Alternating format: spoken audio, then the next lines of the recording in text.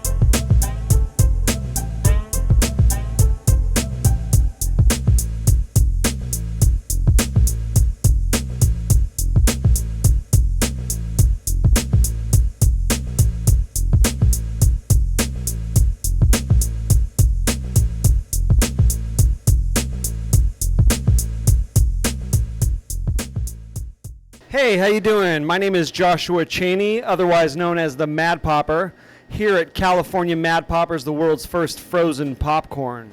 What is California Mad Poppers? Well, California Mad Poppers is, like I said, the world's first frozen popcorn. Everything we do here is air popped. There's no butter, no oil, no preservatives or sprays. Therefore, you take it home and freeze it and treat it kind of like ice cream. You can freeze and refreeze our popcorn as many times as you want because there's none of the preservatives and sprays and stuff in it. So that's the good part. It's popcorn that will not go stale. 99% of my people actually eat it frozen, although you can eat it at any temperature you want. But you definitely want to store it in your freezer just because that's going to keep it fresh. For those that don't know, could you tell us a little bit about your family history and legacy? Absolutely. So my last name is Chaney. I'm related to the great Lon Chaney, which is the man of 1,000 faces. Also Lon Chaney Jr., known as the Wolfman. Those were what they were really famous for. Although they did a lot of other things. They played every single monster known to man ever that's been in Hollywood. to the best of my ability. I know that I actually come from the business myself. I was in Hollywood for 17 years myself. I worked on the television show Friends. I did all the lighting for television show Friends for 9 years. So, yeah, I come from a long legacy of people that have been in Hollywood, anywhere from my grandfather, who was John Wayne's stuntman, to Mickey Rooney being my dad's godfather, and like I said, also related to Lon Chaney. How has that legacy affected you in your life personally? You know, Coming from a long history of Hollywood, I mean, it's just been in my blood that I was destined to get into it. My dad was in the business for almost 50 years. My mother was the youngest I was the youngest. She was the first lady who was a key grip in Hollywood. I was the youngest key grip in Hollywood at 21 years old. The legacy just kind of went on and on, although we were in kind of behind the camera. A lot of my family just continued to be in the movie business. how did you make the transition from the film industry to coming up with an idea for frozen popcorn and being in the snack industry and food industry? Well, and two totally different worlds, huh? There was kind of a little incident that happened. I have a director of photographies that I work for. So being the youngest key grip in Hollywood, I was able to hook up with two director of photographies, therefore allowing me to do multiple television shows. I was the one out of two grips in all of Hollywood that was allowed to do multiple shows in the same week. I would do 4 shows in a week. I had 4 different crews running for me. It's just, I really don't know the transition necessarily, other than both my director of photographies retired. So, I could have kind of stayed in the business and went along and did my own thing, but I'm also a writer, director, and producer. In that business, it's kind of stereotypical. So, I kind of was going to go out and do my own film. I wound up shooting my own film, putting it in some short film festivals and things like that. Just kind of transitioning to get out of the business to do it myself, really. And then stumbled upon this wonderful business that it kind of been in my family for a long time. My great-grandmother was a caramel candy maker. She basically made caramel candy for people and gave it out as gifts. My mother put it onto popcorn, and she almost had a little incident 3 years ago where she almost passed away. Thank God she didn't. But basically, I went into the hospital and got the ingredients for the caramel corn. She made it out, thank God. But she's now able to see me go along with this whole thing, so it's a wonderful thing. But I went into the hospital, got the ingredients for the recipe, went out and messed around, went to a farmer's market, and the response was incredible. Made money my first day, so I just figured, hey, what the heck, I'm going to try and get into popcorn, and that was the transition, basically. I was almost forced into it based on 2 of my director of photography retiring, and I didn't really want to start over in a business I had been in for 17 years, so I decided to go out and try and do some stuff myself. What do you think the advantages of starting your own business and being your own boss has been? Many advantages, although there are lots of disadvantages as well. It's very hard, very difficult.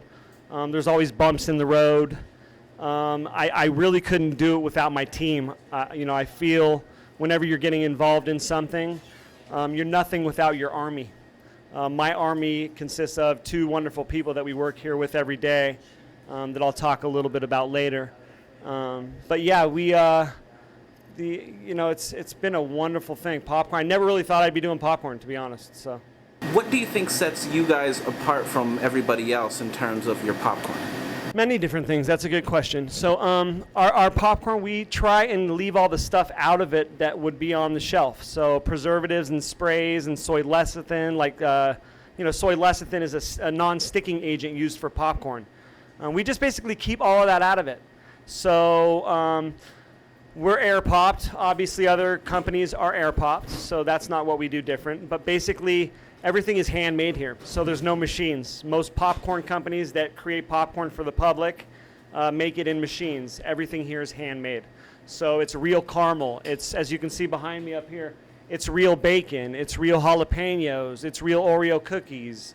Everything we do here is real. So it's air pop, no butter, no preservatives, no artificial junk basically in it. So. Do you have a particular favorite flavor? I do. I have a lot of different flavors that I kind of go back and forth with, about 5 or 6. I have about 60 flavors here at our store located in West Hills that you can come and sample anytime you want for free. It's at 7138 Shoup Avenue, West Hills, California. The flavors that I like that we sell out of most, I like Cindy Mini Pops because I love like churros and stuff like that. My Bacon on the Brain is probably one of my best sellers for bacon flavors. We have Aztec Gold, which is a chili lime cheddar and caramel. Sticky Icky S'mores. Just all kinds. We have, like I said, we have 60 flavors here. They're all super, super good. And who comes up with the concept for the flavors and the names? The Mad Popper, that's what they call me. So I come up with 99% of the flavors, although I do have customers that I let create flavors, so you can always come in and recommend stuff. Our Comfy Keegan, which is our guy up front, who you'll meet a little bit later, he's come up with a flavor. Also, the Queen Popper, which is Sulmaz, has come up with a flavor and a couple names as well. You've done a lot of charitable work that you don't try to get any credit for or glory for. What kind of charitable work have you done? And what are you doing in particular with California Mad Poppers? I do a lot of charity work, so we give back so much. Even before we've even made money, we give back into the community. I do 100% fundraisers for a lot of the schools around here. So I'll go back into the story a little bit. A month or two after I started doing popcorn, I had so much left over, I was trying to look for something to do with it. So I wanted to give it to somebody who could actually use it. So I went down to Skid Row with about 250 bags of popcorn and hooked up with a group there that was like what you just said. They did charity work because they could do it. Not because they needed any recognition for it, just because they were good people who wanted to make a difference. So I really liked that. So I gave them a couple hundred bags of popcorn, and when my friend came back that night, he called me on the phone and said, "Oh my God, you have to come down next week." He said, it was unbelievable. He said the homeless people were so excited about it. It was something new that they had never had. And but they were trying to buy it off each other when they realized that they were running low. It was just a good experience. So I had to go out there the next week and actually see that for myself. I mean, come on. So I took a few hundred bags out the following week. As I approached there, I was told to go into the Burger King, where there was a lady in there buying sandwiches and different things like that. So I went in there and met the girl of my dreams, who is Sulmaz Rahimpour, known as the Queen Popper, who I could actually bring out here right now. Actually, here she is right now. Let's see if she can come out here. Sulmaz, can you come out here for 1 second, please? Along with the charity that you've done with the homeless and in Skid Row, what else are you involved with? It's a really good question. We actually do a lot of different charities. We do fundraisers for the community. We do a lot of 100% fundraisers for all the schools in the neighborhood. And we have a couple really big things going on right now. One of them is a popcorn that we created for a little boy who had an unfortunate situation happen to him when he was 2 years old. He's now 5 years old. He had a tree branch actually fall on his head during Hurricane Sandy and caused severe brain damage to him. So he's made quite a bit of improvements in 3 years, but he's got a long way to go, long road ahead of him, creating a lot of medical bills and things like that for the family. So I reached out to them. We created a popcorn here called Trip-a-Doodle. It's made out of Skittles, the original flavor Skittles, because he loves popsicles. So it's kind of that original popsicle kind of fruity flavor. But yeah, people come in here, they go online, they go under Corn for Charity, which is also something her and I created. We created a product here that we're going to be able to create funds for all kinds of different families, organizations, and things like that really need it. Sulmaz and I, as I said, we met on Skid Row, and it is our goal in this world to make a difference through popcorn.